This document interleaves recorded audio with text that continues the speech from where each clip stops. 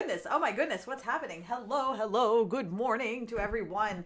I realize I'm a little bit late today, but as you can see, I was doing some massive changes to my backdrop and to my I covered my overlay. I actually ended up having to redo some things while I was sitting here. I'm like, shit. I tried to test everything that I could last night, but obviously I missed out on some things, but that's okay. I My lips are a little bit dark, kind of like I'm wearing some gray lipstick. Rock on.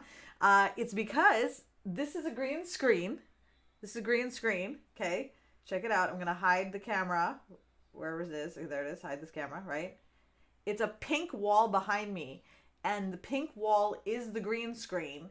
And then I have the video of my actual view that I'm currently looking at right now going through the back there. The problem that I'm running into right now is that I haven't, this pink is it's in too many different places, not to mention my lips, right? So, actually, when I do this, you can see that it gets darker, right? Oh my God, you see it gets darker. So these are clearly things that I need to work on. Katie finds this disturbing. Yeah, Katie finds this very disturbing. I'm still workshopping a few things. I'm trying to figure out like the pink behind me. I also got myself a wicked blue wig, like a long blue luscious wig, that I was going to wear today, but we got so caught up in, setting this, yes, the pink is black because that's kind of, the pink is black because this isn't working properly right now. So what I need to do is well, first check this out. Okay. Look at that. All right. So see that? Isn't that cool? So like it looks super real.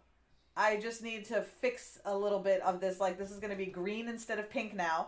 Because if you'll notice up here, I have a live long and prosper sign there, right? Except you can't tell that it's live long and prosper because it's also pink. And because it's pink, it's showing the background. So there's things that I need to do to sort of fix it. The other thing that I need to fix a little bit is the overlay. So the overlay is a lot bigger than I thought it was going to be, like way bigger than I thought it was going to be. So I think I need to bring it down a notch, like make it a little bit tinier. But we're getting there. It's an iterative process, but I'm like super excited, super happy. Elisa is not here yet, but she sent me another one of these. She actually makes these for donations to the Innocence Project. So I donate to the Innocence Project and she sends me one of those. So I wanted two because I want one for each of my studios. So we're definitely moving in a direction. While I was doing this, so this, for example, is breaking. It's leaning really heavily. So I have some brackets that I'm going to install today to fix those. There's work that needs to be done. But I got my pink glitter, as I was talking about in the squad yesterday. All right. Yes, I'm so sorry that I was late, Paula. I just ended up getting things got ahead of my, I got away. I'm gonna actually stop and just tell you guys, because this is just easier to do. I'm in the middle of a serious depressive episode right now. Like I am so depressed. It's ridiculous. Like, oh my God. It's like, I saw a meme today that was just like, I'm at that stage of depressed where I don't want anybody to ask me what's wrong because I don't know. I can't tell them. I just want to be left alone. And I know that you know the kind of feeling I'm talking about.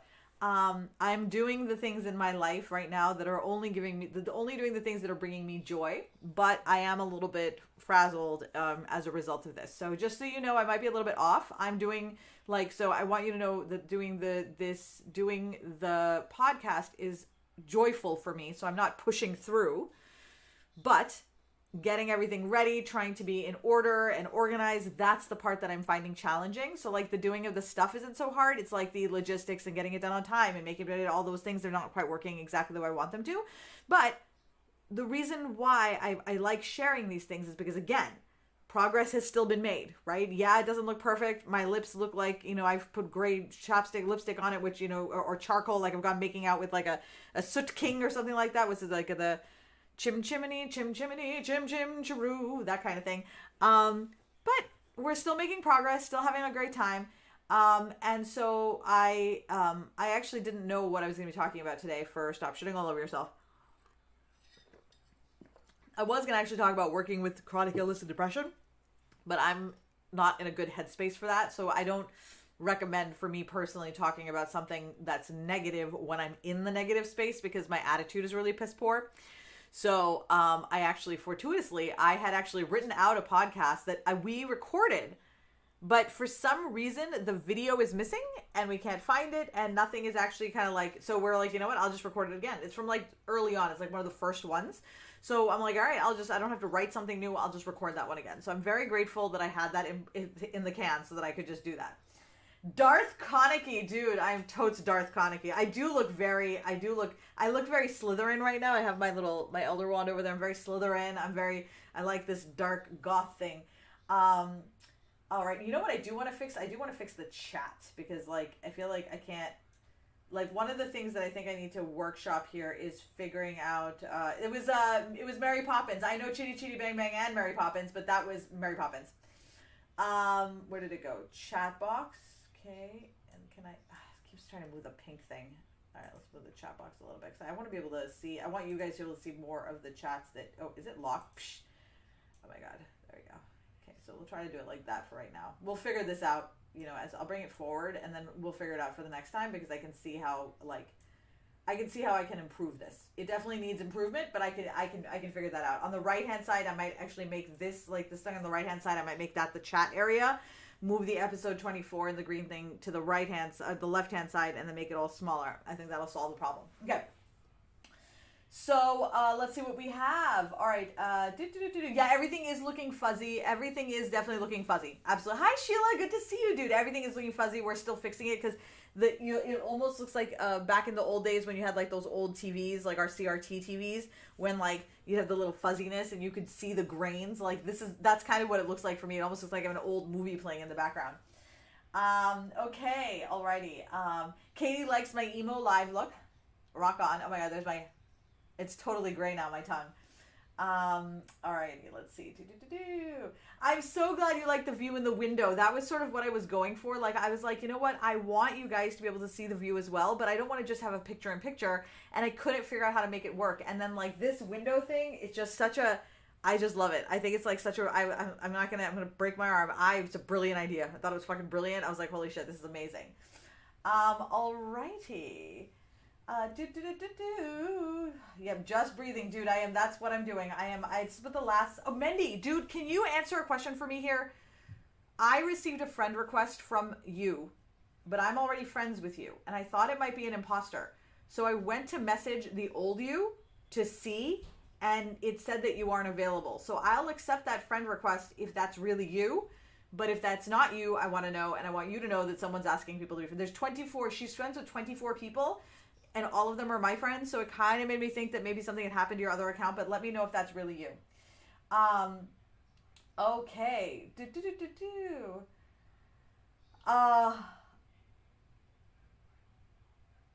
That was Mary Poppins. Dude, I have so much Mary Poppins in my brain. Oh my God, so many. You're locked out. Okay, that's what it was. You're locked out. You're absolutely, a girl cannot go wrong with pink glitter. Exactly. That's the thing. That is the thing. And Katie said, and this is true, she said, because this morning, I think I said something to Katie this morning on chat about, like, I'm so miserable, I just want to go and die under my bridge like a troll. And she's like, yeah, same. And, like, I just feel like I'm literally, like, in my mind, and I know this is melodramatic, but I'm doing it anyway in my mind, okay? I'm crawling into my trolley cave where I want to be left alone. You know, that's, no, Luna, I'm fine. Don't worry about it. Let me let Luna's out. She wants to crawl into her trolley cave. Come on, Luna, let's go. Come on. Let's go. Go on, sweetie. The cable freaked her out. Okay. Alrighty. Hi, Joanne. Who's Joanne? Wait, hold on. Who is Joanne? Why is everybody saying, oh, Joanne? Hi, Joanne. Okay. I was like, wait a minute. Who's where? What is happening? All right, I can definitely see Mendy. Alrighty. Amy, I'm so glad you liked the picture for the view. It's been almost a month, so I'm trying to get back into the real world. Dude, I'm trying to get off of the Facebook world. That's what I'm trying to do. Okay, so, I wanted to preface by basically just letting you know that today is not the greatest, like, you know, I'm having an off day. I have my period, and I'm feeling depressed, and I feel like a troll when I crawl under a bridge, blah, blah, blah, right? For me, I will do a live about working with a chronic illness and dealing with that framework and so on and so forth. But I didn't want to do it today because I'm not in the right headspace to do it today. And my messaging around this is very important to me. But I can do messaging around a lot of other things today that are also equally important. So today's podcast, we're going to talk about spending all the money that you make. Okay, all the money that you make, spending it, and where the impetus comes to make money, right? Why do you want to make the amount of money you want to make? Why do you want the things that you want? Stuff like that. It's really more about examining your internal compass in terms of why you started your business, what made you want to make that money, what did you want to use it for, what were you looking to do with your life, and what has happened since you started. Because a lot of times things change, people change, hairstyles change, and we just don't notice it happening until you sit back and you look back at something and you're like, holy shit, I had a mullet when I was 23. That's weird. And it's important to take stock of those things because much like the mullet, needs, goals, desires, and things like that fall out of fashion. Not necessarily falling out of fashion for the world, but falling out of fashion for you. Something that you wanted 10 years ago, you may not want now. Just because you're a different person. When Syra and I let's see, what year was this? 2008-ish? 7 or 8? 7. We were going to move to Los Angeles. And that was what Syra wanted more than anything, was to move to Los Angeles. So she was going to start her acting career, and we were going to live there, and we just had this whole thing we were going to do. And we had everything planned out, and that was the goal. And everything we did, all the money we earned, we were saving it like that. We were really pushing for that goal. But then Butch sends her a text and she goes to a bar to see Butch. And Butch is standing there and he sees her and she sees him and blah, lights fly, blah, blah, sparks, fireworks. And they make out. And guess where we are 20 years later, 15 years later? We're still in Massachusetts. We never went to LA, right? Why? Because once she saw Butch and after they rekindled their romance, her desires and what she wanted from her life changed. She wanted, or at least for the immediate time, it changed, and now she wanted to be with him, and that was her goal now, right? Now, she could have easily have said, oh no, my goal is to go to, I want to go to LA, I wanted to go to LA before, I'm not going to change that. I'm not even going to give myself the opportunity to reflect that maybe I want something different. I'm going to go to LA no matter what. Now, who knows? Maybe LA would have worked out great for her. But you see the life that she has now with Butch and her children and how happy she is, right? For her, she would have been making that choice simply because she didn't want to change her mind, right? I made this choice that this is what I wanted, and God damn it, that's the choice that I'm going to make no matter what.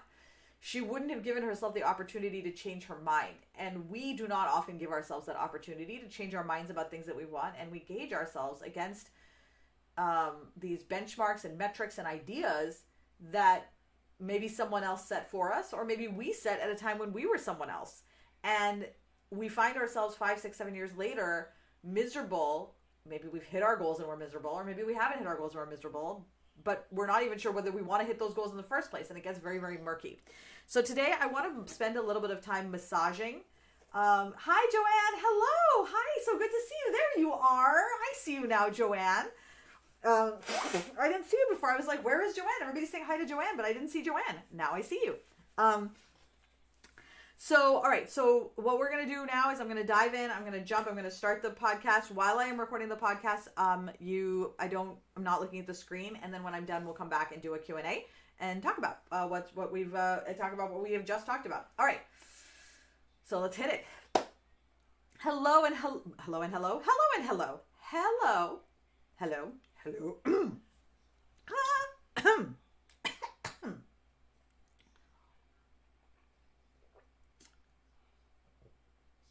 Okay, let's try that again, shall we?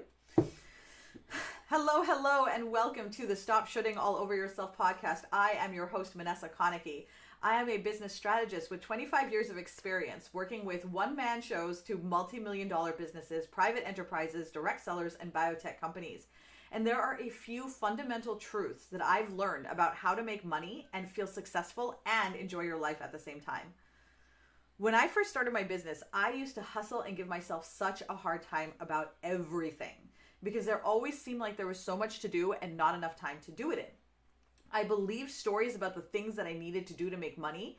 And I believed in the things that made you look successful. I believed that other people knew what it was like to live my life. So I listened to the stories that they told me about what I should be doing to be successful.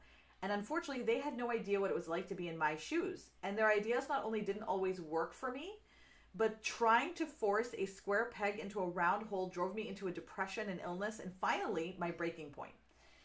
The Stop Shooting All Over Yourself podcast is a retrospective journey through those stories. You've heard the same ones that I have, and no doubt you are already feeling the pressure and weight of those expectations. Join me today as we revisit some of the antiquated ideas that have no place in our lives anymore and discard them from your business without fear of judgment, without shame, and with the confidence that's going to make you a lot more money. Today, we're going to talk about this idea of spending the money that you make, which seems like a strange thing to talk about until you dive into it like really, really deeply. When I first started my business, it was for freedom of time and to make more money than I could at a 9-to-5 job.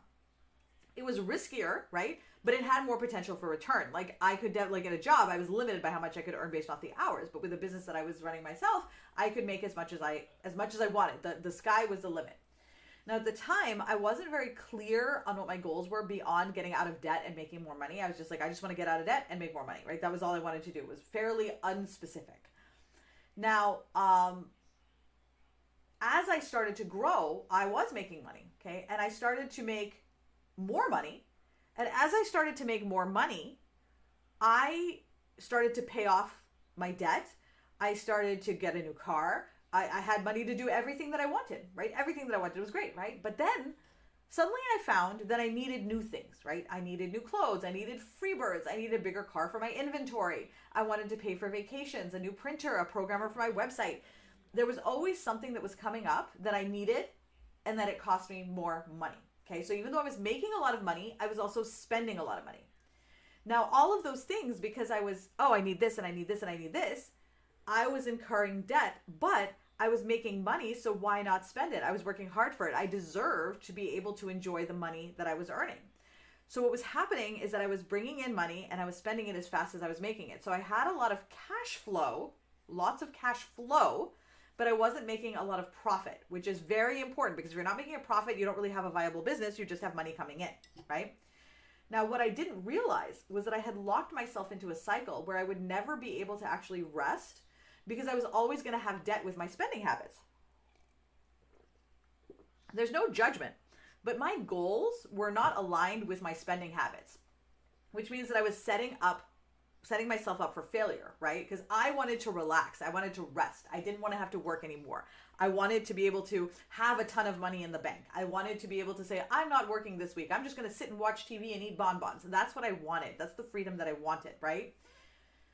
But I had set up an infrastructure in my business that made it impossible for me to ever rest because my spending habits were accelerating faster or as fast as my income, right? And that was my internal impetus in terms of the money that I was spending. But there was also a social external impetus that was creating a huge challenge for me, okay? The people that I knew, right, and that I was spending time with when I was making a lot of money also had very poor spending habits, right?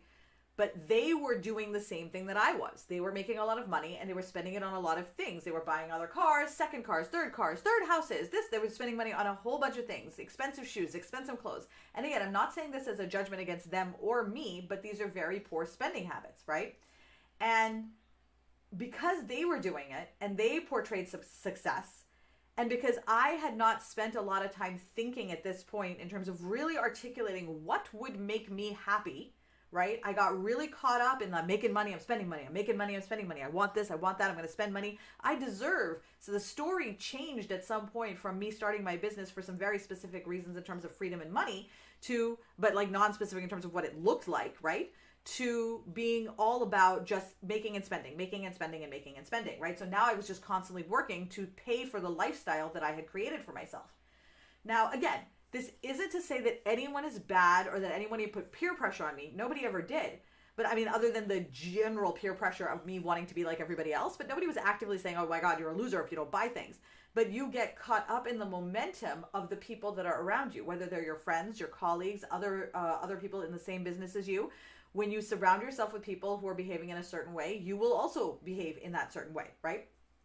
So the larger societal pressures resulted in me doing things that were quite foolish, right? When I was younger. So when I was younger, way younger, my husband and I, my ex-husband and I were millionaire. Like, he inherited a large sum of money. And so we had $2 million and we bought a house. So I think it was like 600 something grand for cash and paid it. It was a beautiful house. My mother actually ended up living and dying in that house. And I was so grateful to have that house for that time in her life, because she got to end her life in the, honestly, as best of a way as you can, you know, considering the circumstances. And so she was very happy there. But because I didn't understand money, I didn't understand what true success looked like, and I was simply going by the trappings of visual success, not actual freedom and money. When my husband and I divorced, I sold the house to him for $1, and it ultimately ended up that house sold for like several $1 million, that then the people broke up into 2 different duplexes and then sold each of them for $1.5 million, right? So the house that was $645,000 when I first bought it was now $3 million, right? This is that. Now you might think, why are you telling me this, right? The reason why I'm telling you this is because if I had an understanding of how to create true freedom in my life, I would have made different choices. But at the time, I did not understand, both when I was in my 20s, when my mother passed, and then when I ran an extremely successful business, and then when I ran another extremely successful business, right? I still didn't really necessarily, until I came to this business right here, I did not fully understand what success and freedom actually look like. So I made a lot of choices that kept me, like that house that I bought back when I was in my 20s could have kept me in good shape for several years. But as it was, I basically got, you know, maybe a year out of it afterwards. And then I was right back on the hustle train again, because I was only thinking about bringing money in. I wasn't thinking about what happens to it afterwards. What is my mindset when it comes to me? What am I thinking about in terms of spending it and storing it and saving it and investing it? What are those thought processes? And those are important to know and recognize, because those are the things that often hold us back. Now, one of the main things is that most of us do not know what dollar amount is necessary for us to have the life that we want to live, like the true life. Like if you sit down and design your life and know exactly, okay, so I know what I want my life to look like. I want to be able to get up whenever I want to. I want to go live at 10. I used to go live at 9, and then I was like, nope, I want to go live at 10. I want to be able to work only a couple of days a week. I want to be able to work on Mondays and Tuesdays, have Tuesdays be a big heavy day, and then Wednesday, Thursday, Friday, Saturday, Wednesday's a half day, and then the rest of the week is my weekend. I have a 3.5 day weekend, right? I want a 2.5 day work week and a 3.5 day weekend, right? So these are the things, these are the things that I've been thinking about in terms of what do I really want my business to look like, right? And for me, it's the future retirement planning, which is obviously a conversation for another day. My present goals are to be able to pay my bills at home, to not worry about money, to be able to work whenever I want to during the day, not on a set schedule unless determined, without pressure. I don't want to feel like I have to do anything, like it's like, oh, you have to do this. I don't want to be on a set schedule. I want to take joy in my work because it is meaningful to me and I'm having an impact on people's lives and it makes money as a consequence, right? Those are the things that I want.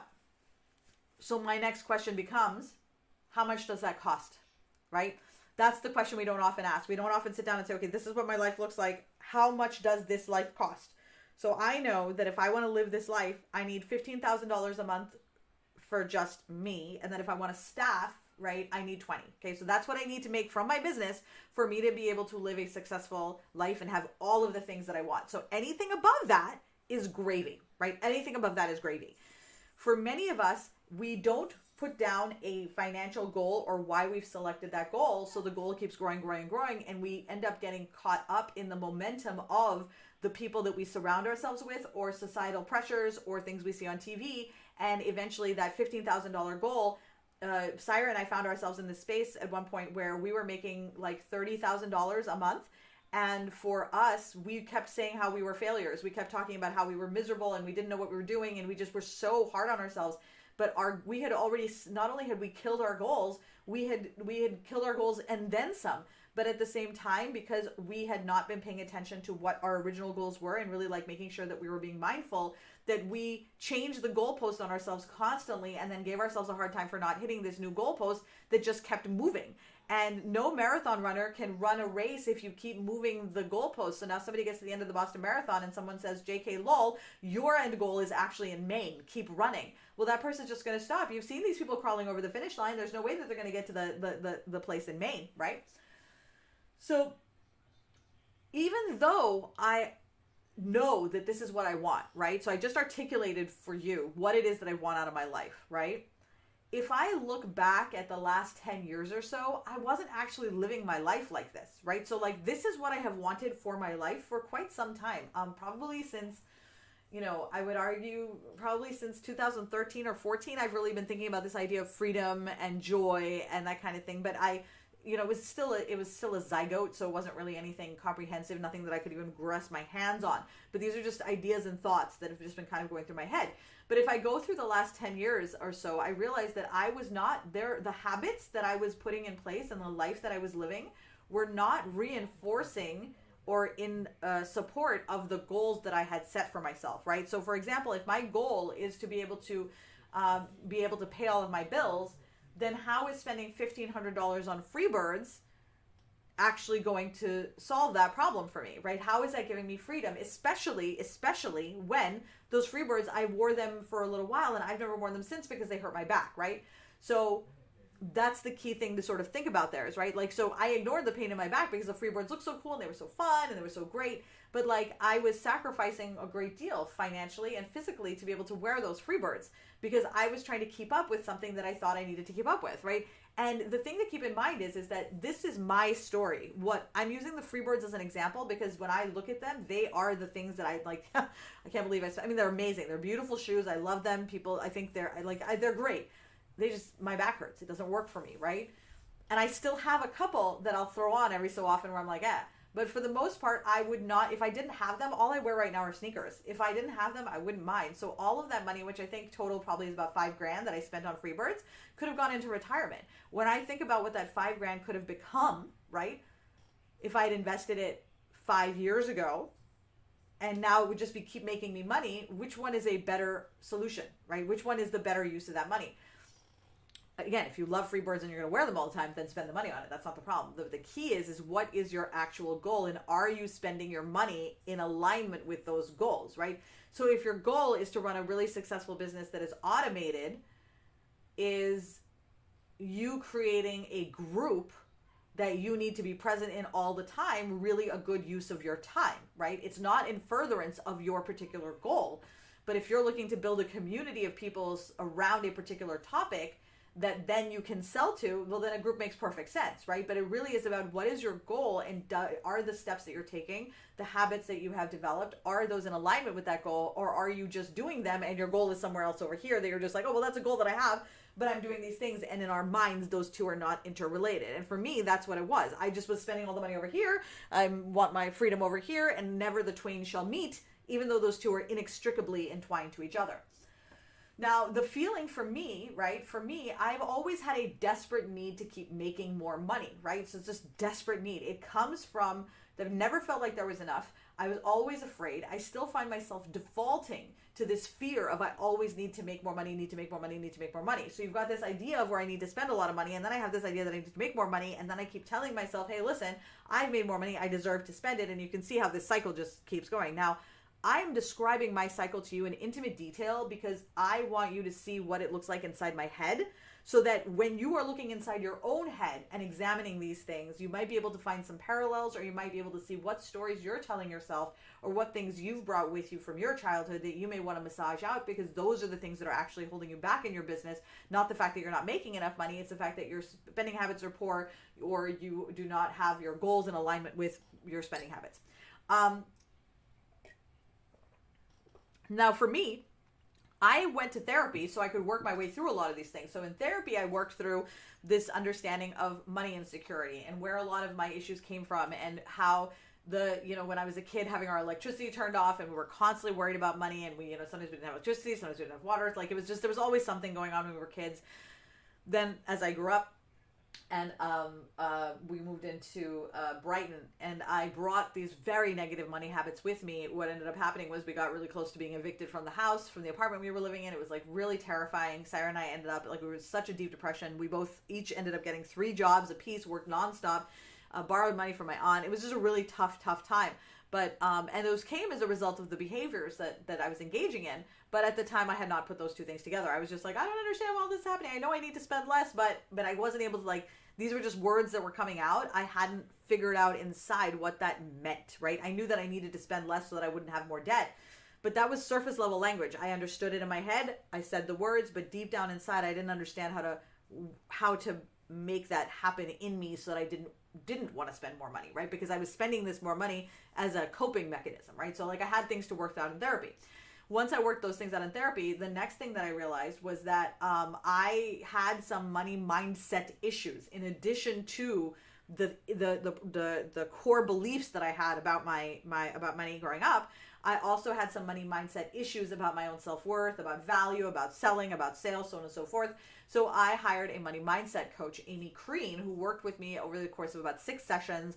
And it was absolutely brilliant, completely changed my life thanks to the questions that she asked and the way that we discussed my history with money in a completely safe and non-judgmental way helped me to release a lot of these ideas about money and gave me a lot of tools that I've been able to go back to many times since then to be able to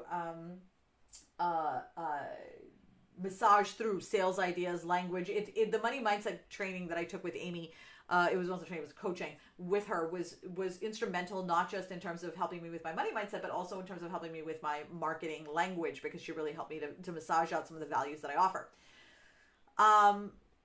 The other thing that it was very, very critical, very, very critical for me was my friendship with Amy Lee. So now Amy Lee and I have worked together for many years, Amy Lee Westervelt, and she and I, we kind of coach each other. So we just do accountability buddies and we coach each other and that kind of thing. And she was the person who really started to get me talking about my goals, my vision, and a true idea, a true articulation of my dream. What do I want? What have I always wanted? What is important to me? And she really helped me to like get really deep, look inwards to figure out what I wanted so that I would know, okay, if this is what I want and I'm looking inside, now how do I put these systems in place to get there? Because until you know what you really want, what your goals truly are, you're never going to be able to put up a system to get there because you don't know where you're going. It's sort of like saying if you get in a car and I'm like, take me to the place. And you're like, and I know where this place is. Okay, I know in my head where this place is, but you don't. And I'm like, take me there now. And you're like, where is it? Just take me there. We're at a standstill at that moment. Like you're like, okay, listen, I can drive and I'll just drive somewhere, but you could drive in the complete opposite direction. And without me giving you any information, it's like, well, okay, we'll just sit here. Maybe we should just sit here instead, right? Which is why a lot of us just end up sitting here instead, because it's like you're saying, go, where? Right? Amy Lee helps you to pull out from within the things that you truly desire so that you can make a map for yourself about what it is that you really want. Then you need systems to make that happen, right? And that's where I come in, right? So now once you've sorted out what you want, the next thing is, okay, how do I put these things in place to make that happen, right? So that's where the roadmap to success comes in, and that's when, you know, all of your day-to-day activities for your business that you're currently doing, that's where those comes in. But now that you know what it is that you want, you can discard things that are no longer relevant to your goals, as opposed to doing them because you feel like you should or should not be doing them, you know, however that is, right? If you don't have a strong goal, and if you don't have a strong vision of what it is that you want your life to look like, and you don't have systems in place to reinforce that, you will end up staying on this cycle over and over and over again, where you keep finding yourself back in the space where you're not making enough money, you're constantly chasing things down, you feel like a failure, and there's a lot of money coming in, but there's not a lot of profit happening, and so you're not feeling like you're gaining any traction. Now, as long as you are on this chase to keep making money for whatever reason, your days will get longer, your health will suffer, and you will end up forgetting to pay $70,000 in taxes like I did, because this is something that is so important. Talking about these things like not spending your money or spending your money, but being mindful about how you do it, recognizing the difference between cash flow and profit, not allowing yourself to get sick because you're working too hard or too long, all of these things compound to create an environment in which you will make foolish decisions. You will make decisions that you probably would not have made otherwise, because you will not have access to your full brain capacity because it's drained from all the other things that you're doing. For many, many years, I thought I was stupid because I was like, I don't understand how I didn't pay taxes, $70,000. I knew I had to pay taxes. If you listen to the Why Are We Shouting podcast with Jill Salzman, I talk about this story in great depth. But when you listen to how it happens, it could happen to anyone, and it isn't even about the taxes. It could, that something like that, something that catastrophic of a level could happen to any business owner because of the way that we run our businesses. And the most important thing to understand about making money and being successful is that you've got to know what you want. Otherwise, you're never going to feel like you're successful because you will always feel like you're falling short, right? So here are the things that I want to recommend for you. Spend some time meditating. You can download the Headspace app. I do a regular daily meditation. And even if you can't do it daily, do it as often as you can. Give yourself time to sit with yourself in terms of just getting comfortable with your own mind and your own inner voice, because that's where your goals, dreams, and desires actually come from. The next thing that I'd recommend is head over to amyleewestervelt.com and sign up for her. The link is in the show notes, and sign up for her Dream Design Intensive. She will help you to figure out what these goals are for you. She has a lot of different tools that will allow you to pull from within your own mind, your own dreams, your own goals, your own preferences, and she will help you craft what it is that you want. It'll come from within you, and she just helps you see what it is that you're looking for in the first place, right? Once you have that, now you know what you're looking for, and then the next step is let's figure out, we can do this together. You know, we have trainings in the squad where we do this. The squad is we're launching in April, where we talk about, where you think about, okay, how much money does it cost to hit this? And then you know what you actually need to make each month, and then you can use that as your benchmark, right? For setting your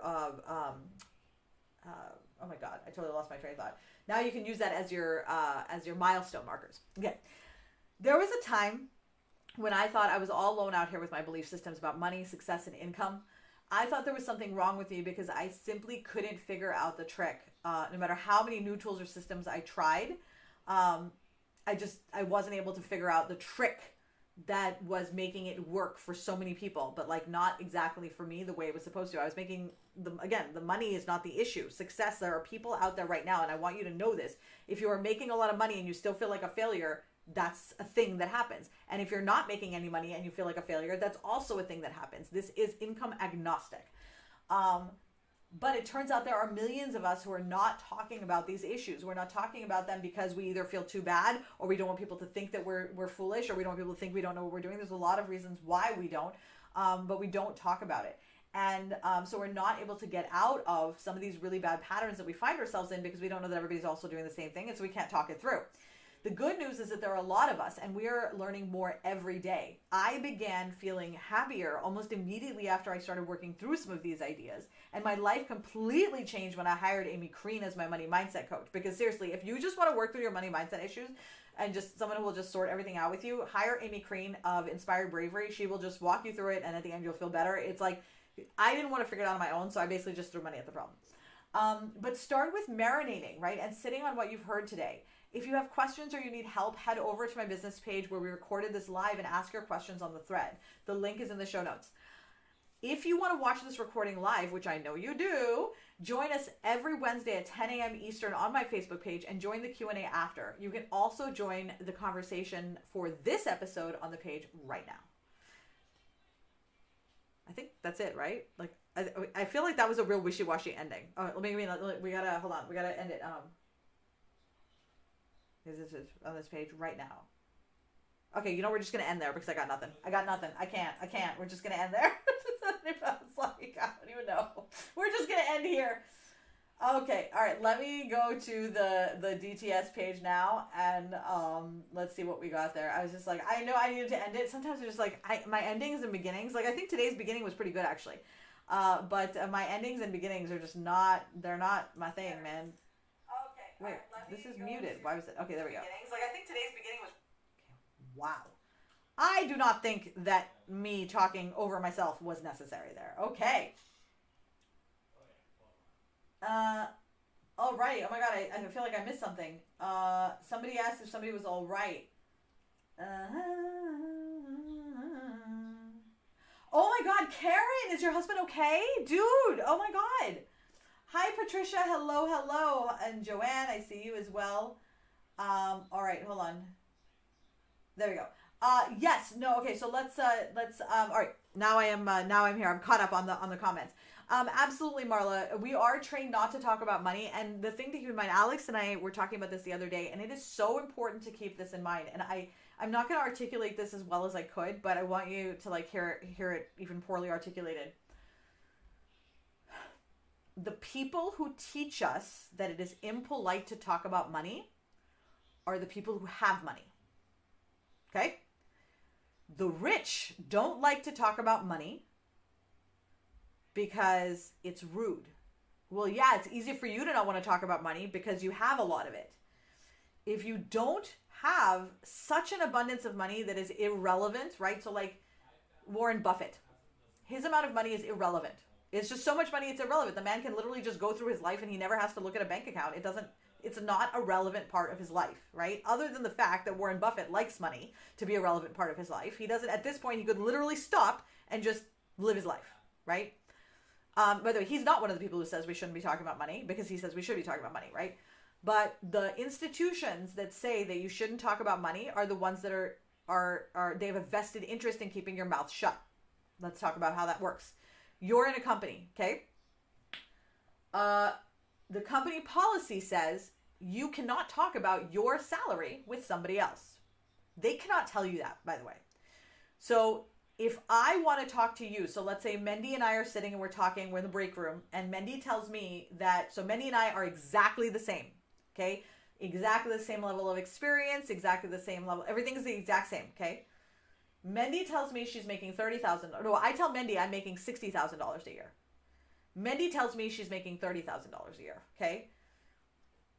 That's why the company doesn't want us talking about this. Because now Mendy knows she's being treated unfairly. This is especially important if you're a woman or a person of color, or LGBTQ, or trans especially. These are people who are very specifically taught not to talk about money because it's rude, by the very people who don't want to give them the money. And when I say give them the money, that they have earned. Okay, this is really important. It's not giving them money because they're saying, here's my hand. This is money they've earned and they deserve it, but they do not want to give them that money because they're like, this is our money. We don't want to give you that money. That's their mindset over there, okay? It is so important to recognize that a lot of these habits and ideas and thoughts about money come from places where people have a vested interest in keeping you in whatever space that you are currently in. I don't even care if it sounds like I'm a conspiracy theorist here because that is actually the fact.